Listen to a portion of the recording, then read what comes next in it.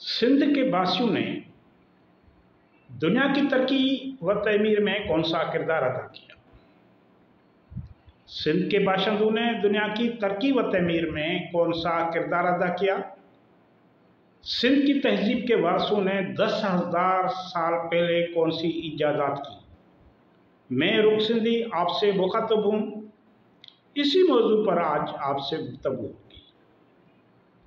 वादी सिंध के लोगों ने भी दीगर अक़वाम की तरह दुनिया की तमीर व तरक्की में नुमायां किरदार अदा किया है।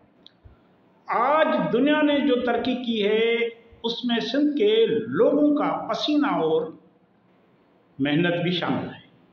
हजारों साल पहले इंसान ज़ात ने जिस सफ़र का आगाज़ किया उसने वादी सिंध में भी अपने कदमों के निशान छोड़े।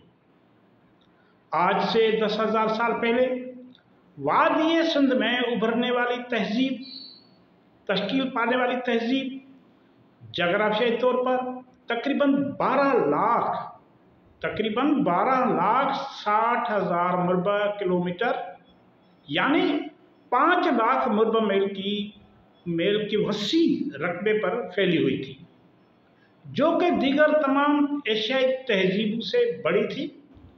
उसकी वसत रूस के सरहदों तक पहुंच गई थी।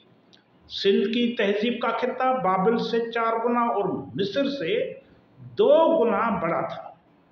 सिंध की तहजीब का इलाका मौजूदा पाकिस्तान, भारत, पंजाब, मगरबी उत्तर प्रदेश, हरियाणा, कच्छ, काठियावाड़, गुजरात, महाराष्ट्र और अफगानिस्तान के कुछ हिस्सों पर मुहित है।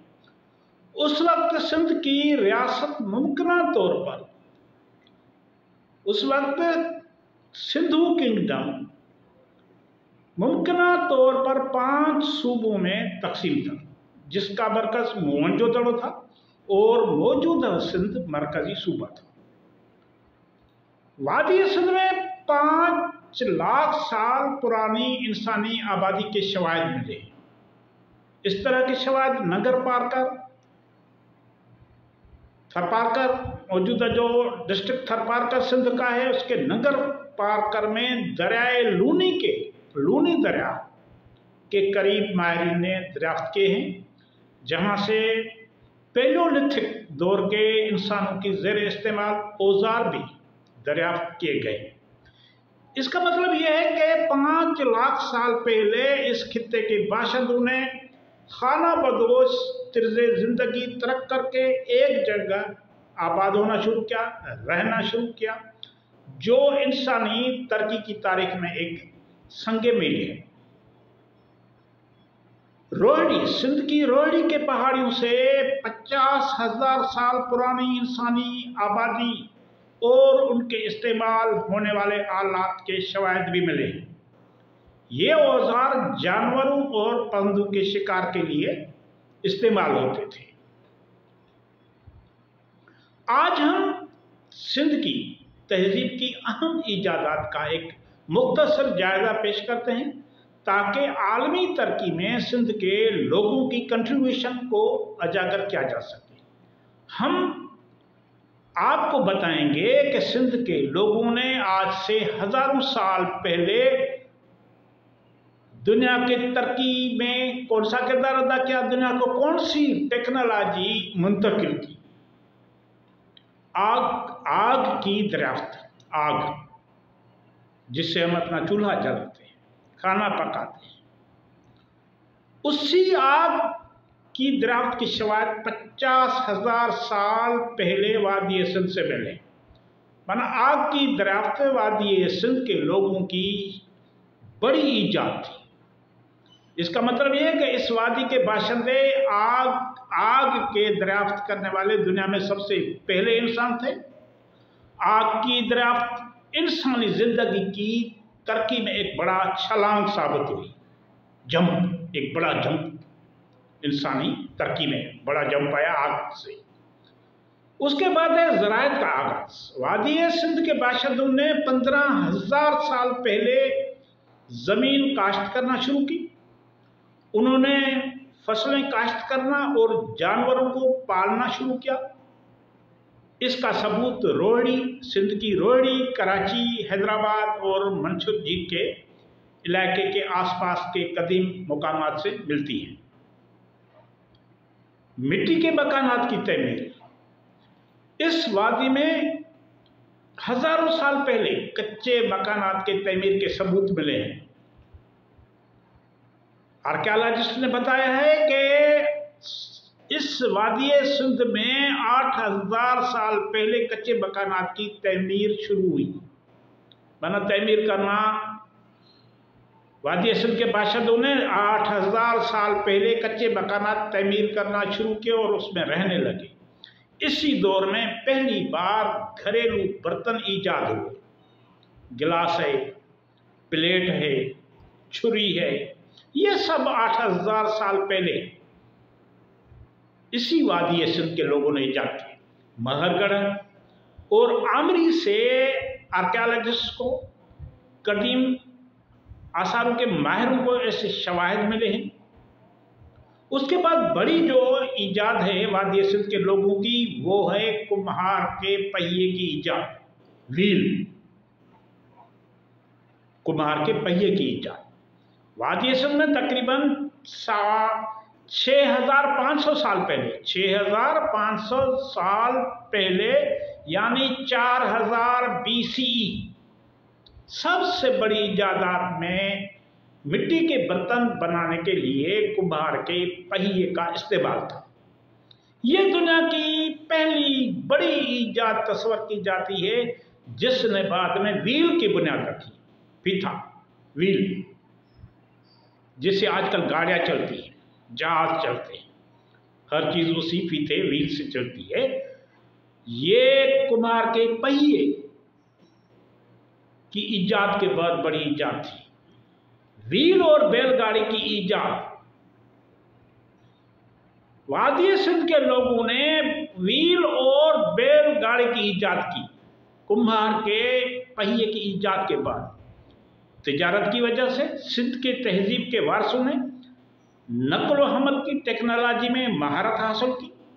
सिंध की तहजीब दुनिया की पहली तहजीब थी जिसने पहिए को नक्ल व हमल के लिए इस्तेमाल किया।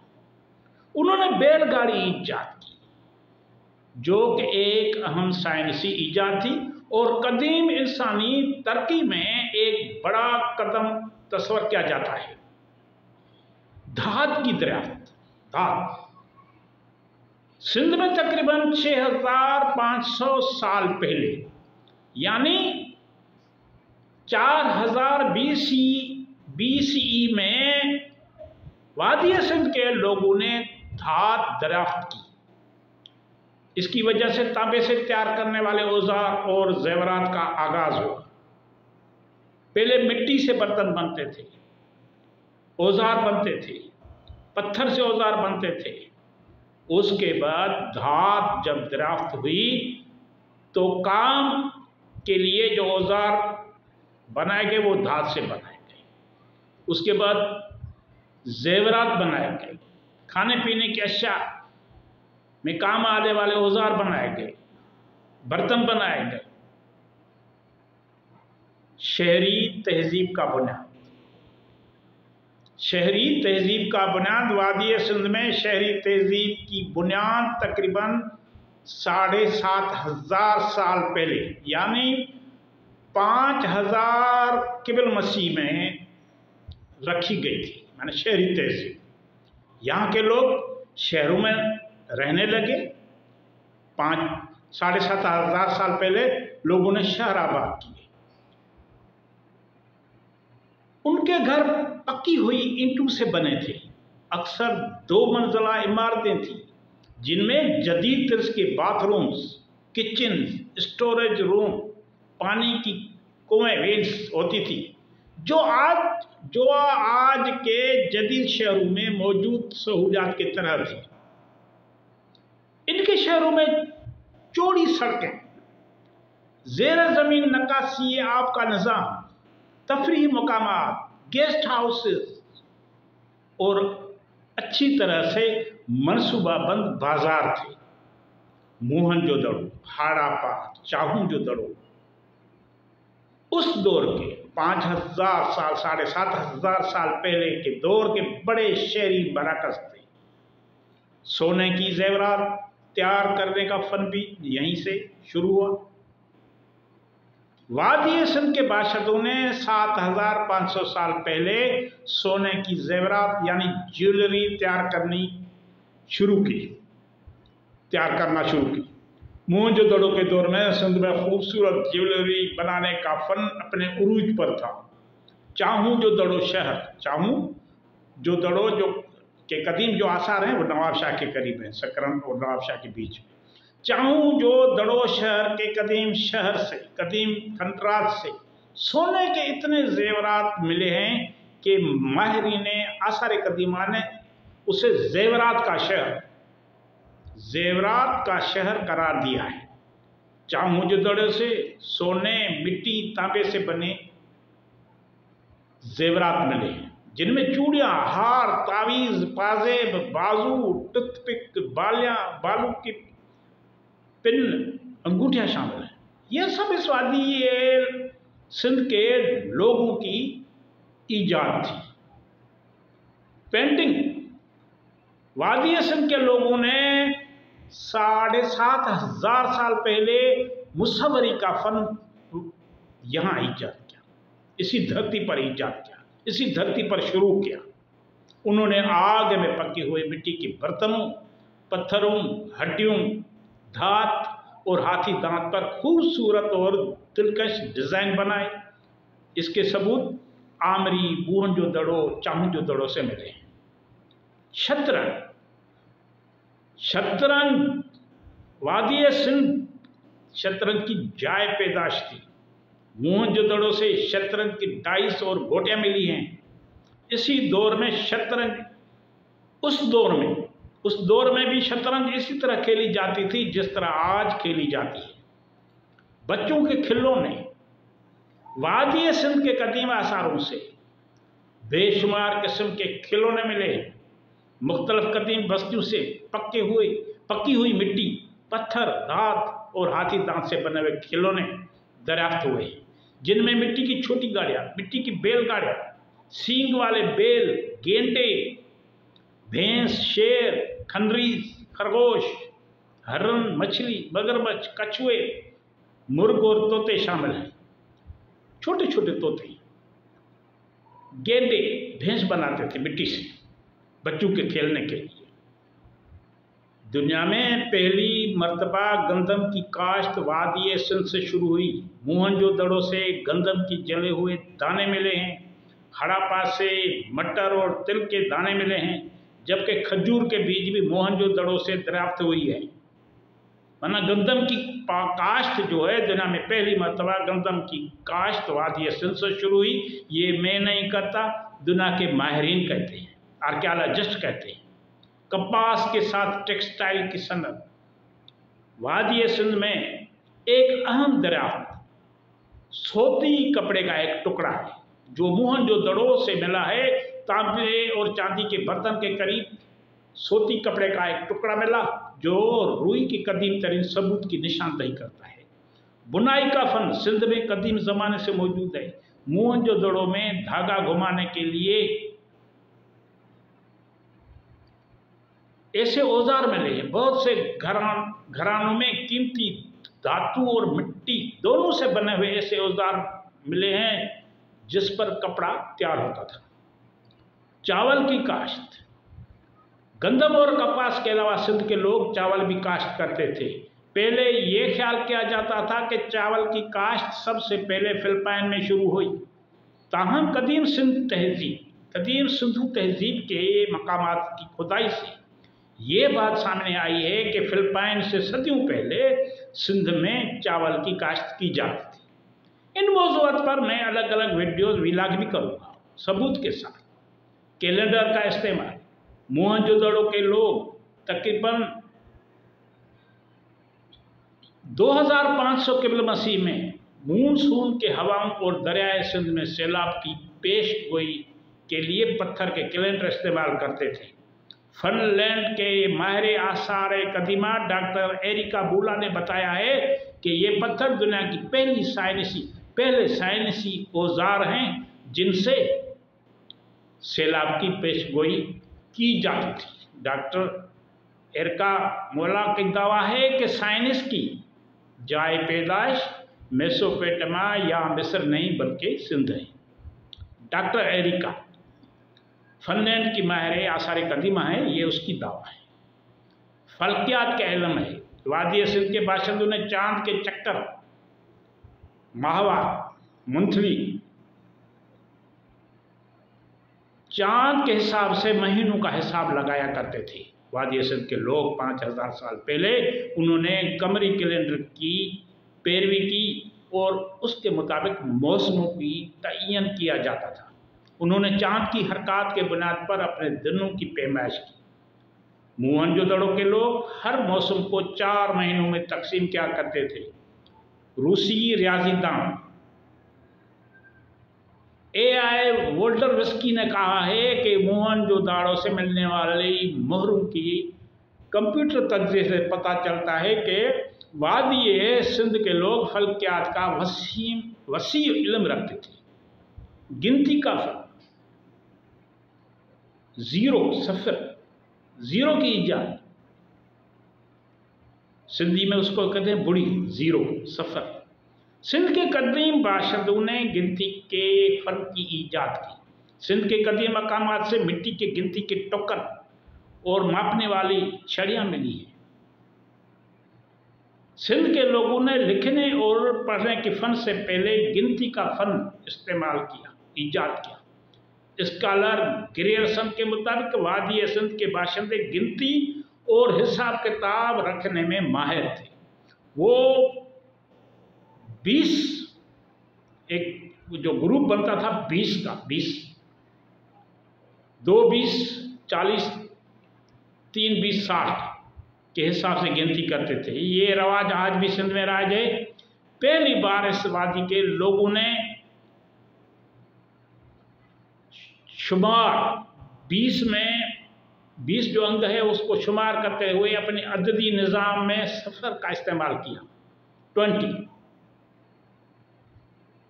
20 में जो 20 है उसमें सफ़र का इस्तेमाल, ज़ीरो का इस्तेमाल यहाँ के लोगों ने शुरू किया और गिनती उसी हिसाब से करते थे। पैमाइश के लिए वज़न और तराजू इस्तेमाल करते थे। मोहनजोदड़ो में पैमाइश के लिए वज़न और तराजू मिले हैं। जो कुछ वज़न इतने तो बड़े जो है वो वज़न के लिए जो हैं पत्थर हैं मिले हैं जिनको उठाने के लिए रस्सियों की ज़रूरत थी, जबकि कुछ इतने छोटे से पत्थर मिले हैं जो जिससे अंदाज़ा होता है कि सोने और चांदी का वज़न इन्हीं पत्थरों से किया करते थे। मोहनजोदड़ो में पाई जाने वाली छोटी वज़न की एक जो है वो स्लेट भी मिली है। तराजू मिले हैं। तकरीबन 150 मकामात से पैमाइश के औजार मिले हैं। इससे साबित होता है कि सिंध में पैमाइश के लिए फुट और क्यूबिक फुट दोनों निज़ाम बैक वक्त इस्तेमाल किए गए थे। उनके नाम क्या थे वो अलग बात है, उनका नाम यही नहीं होगा क्यूबिक फुट, उनका अपना नाम होगा। बहरहाल ये पैमाइश का सिस्टम मौजूद था, ज्योमेट्री का इल्म था। मारूफ अमेरिकी सिंधी महक़िक़ है परवीन तालपुर, उसने इस पर किताब लिखी है। 2500 से 1500 कबील मसीह में वादी सिंध की तहजीब में ज्योमेट्री के सबूत किताब लिखी है परवीन तालपुर ने। उसमें उन्होंने कहा है कि मोहनजोदड़ो के लोग ज्योमेट्री से वाकिफ थे। उसने ये साबित करने के लिए मोहनजोदड़ो की रस्मल खत के हर हरूफ का तज्ज़िया किया है। वो हिंद से नमूनों के मुताबिक डिज़ाइन किए गए थे जो ज्योमेट्री की शक्ल में इस्तेमाल होते। तिजारती वो मोहरें बनाते थे, आजकल पैसा होता है। सिंधु तहजीब के वारसों की सबसे कामयाब तख्लीक मोहरें थी। मोहनजोदड़ो, हड़प्पा और दीगर शहरों में पाए जाने वाली मोहरें हैं। इतनी मोहरें मिली हैं जिनसे अंदाज़ा लगाया जा सकता है कि हर फर्द की अपनी मोहर थी। ये मोरें स्टाइट से बनी थी। कश्तियाँ, सिंध की तहजीब के दरियाफ्त से पहले ये ख्याल किया जाता था कि फोनिशियन लोगों ने कश्ती ईजाद की। ताहम सिंध में कदीम मकामात की खुदाई और सिंधु तहजीब के इंकशाफ के बाद माहिरीन को इस राय पर नज़रसानी करना पड़ी। सिंध में कश्तियाँ बनाने के बहुत से सबूत मिले हैं। इसी वादी में सत का जंदर से मिले हैं, बकरान के साहिल पर लोथल से मिले हैं। सिंध के लोग बाकी दुनिया से तिजारती रवाबत रखते थे, व्यापार करते थे। इराक से अहम बहरी मराकज़ थे जहाँ बहरी जहाज़ लंगर अंदाज होते थे।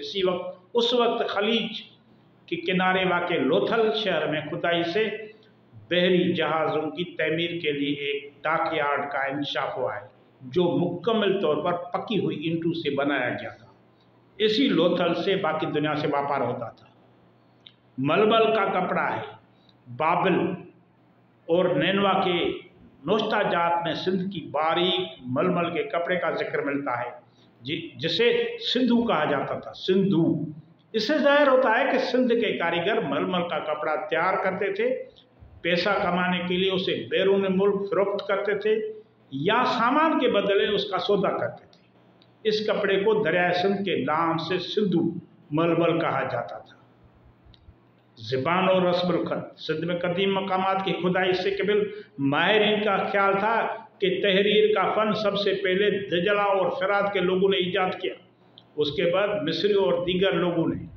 ताहम मोहनजोदड़ो की खुदाई के बाद ये साबित हुआ है कि 7500 साल कबल मसीह में सिंधु वादी सिंध के तहजीब के वारसों के पास एक तहरीरी निज़ाम मौजूद था, एक स्क्रिप्ट मौजूद थी। मोहनजोदड़ो और हड़प्पा से ऐसी बहुत सी मोहरें और तावीज़ मिली जिन पर तस्वीर और रस्मुल खत मौजूद है, जो उस वक्त की सिंधी ज़बान की रस्मुल खत की नुमाइंदगी करती है। ये बहुत बड़ी इजादात हैं। हम वादी सिंध की तहजीब पर आपसे बातचीत करते रहेंगे। हर मौजू पर अलग अलग वीलाग होगा। आपसे सिर्फ यही गुजारिश है कि हमारे चैनल को सब्सक्राइब करें, दोस्तों के साथ शेयर करें, वीडियोस को मुकम्मल वॉच करें और लाइक करें। आपकी बड़ी बड़ी मेहरबानी।